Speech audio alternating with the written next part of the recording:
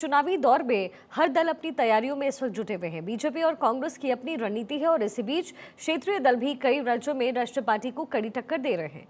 ऐसे में आज हम आपको बताएंगे कि पश्चिम बंगाल का सियासी गणित क्या है, जहां एक तरफ टीएमसी और बीजेपी चुनावी मैदान में है तो वहीं कांग्रेस भी कई जगहों पर मुकाबले को त्रिकोणीय बना रही है। एक रिपोर्ट आपको दिखाते हैं।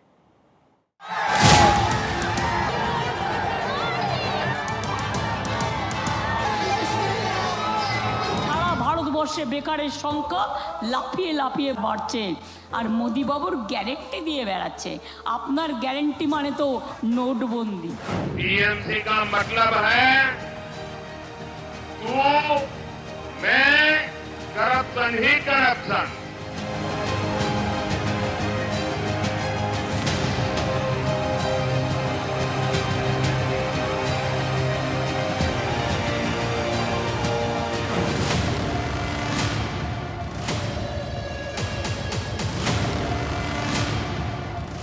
यूपी और महाराष्ट्र के बाद लोकसभा सीटों के लिहाज से पश्चिम बंगाल तीसरा सबसे बड़ा राज्य है।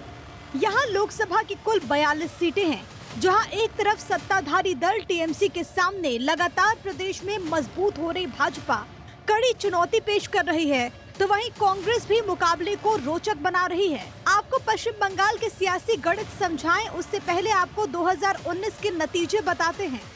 2019 में टीएमसी को 22 सीटों पर जीत मिली। वोट प्रतिशत था 43.3%। वहीं भारतीय जनता पार्टी को 18 सीटों पर बढ़त मिली। वोट प्रतिशत 40.2%।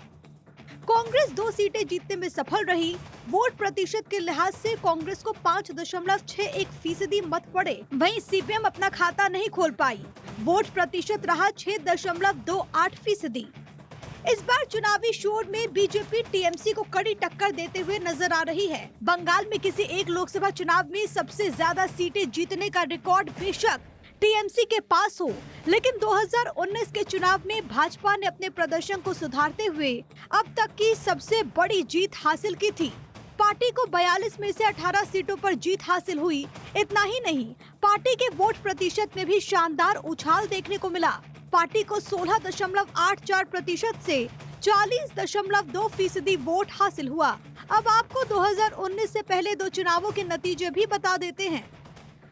साल 2014 टीएमसी को 34 सीटें मिली थी। वोट प्रतिशत था 39.8%। बीजेपी को साल 2014 में 2 सीटों पर संतोष करना पड़ा। वोट प्रतिशत था 16.84%। कांग्रेस को 4 सीटें मिली थी। वोट प्रतिशत 9.58%। तो वहीं सीपीएम को 2 सीटों के साथ 22.71% वोट पड़े थे।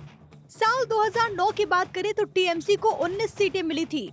वोट प्रतिशत 31.2%। तो वहीं बीजेपी को 1 सीट मिली।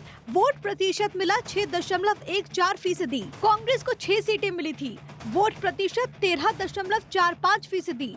तो वहीं सीपीएम को 9 सीटों पर जीत मिली थी और वोट प्रतिशत था 33.1%, यानी कि सबसे अधिक। इन आंकड़ों से पता चलता है कि बीते कुछ चुनावों में जहां टीएमसी का प्रदर्शन स्थिर रहा है, तो वहीं बाकी के राजनीतिक दलों का ग्राफ ऊपर नीचे जाते हुए दिख रहा है, सिवाय बीजेपी के, जो कि लगातार मजबूत हो रही है।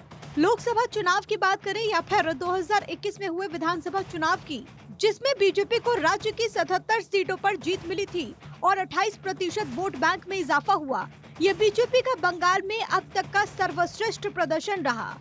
यही कारण है कि बीजेपी 2024 के चुनाव में पूरी तरह से आश्वस्त है। मैं पश्चिम बंगाल के हर परिवार से कहूंगा, ये टीएमसी वाले, वामपंथ वाले डराएंगे, अलोकतांत्रिक तरीके आजमाएंगे, लेकिन आपने 10 साल मेरा काम देखा है।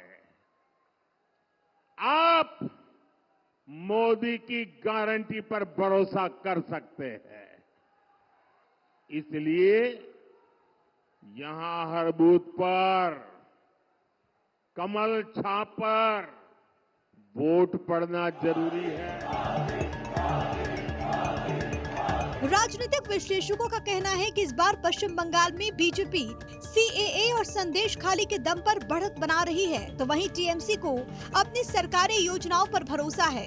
हालांकि कई सीटें ऐसी हैं जो TMC की परंपरागत सीट रही है, लेकिन बीजेपी और TMC के बीच कांटे की टक्कर में उत्तर बंगाल और दक्षिण बंगाल के मथुआ बहुल इलाका अहम भूमिका निभाएगा। मथुआ वोट बैंक को मजबूत करने के लिए बीजेपी ने चुनाव से ठीक पहले नागरिकता संशोधन कानून लागू करने का फैसला किया है। राज्य में करीब 1 करोड़ आबादी वाला मथुआ समुदाय 5 सीटों बशीरहाट, बनगांव, कृष्णनगर, जलपाईगुड़ी और अलीपुर पर असर डालता है, क्योंकि यहाँ इनकी आबादी 25 से 30% तक है।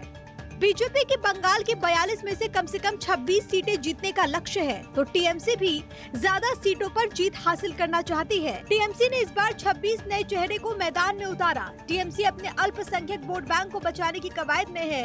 इसी वजह से वो एकला जलों की नीति के तहत चुनावी मैदान में उतरी है। अनुमान के मुताबिक बंगाल में अल्पसंख्यकों की आबादी 30% से ज्यादा है। पिछली बार उत्तर दिनाजपुर और मालदा में बीजेपी को मिली थी एक सीट।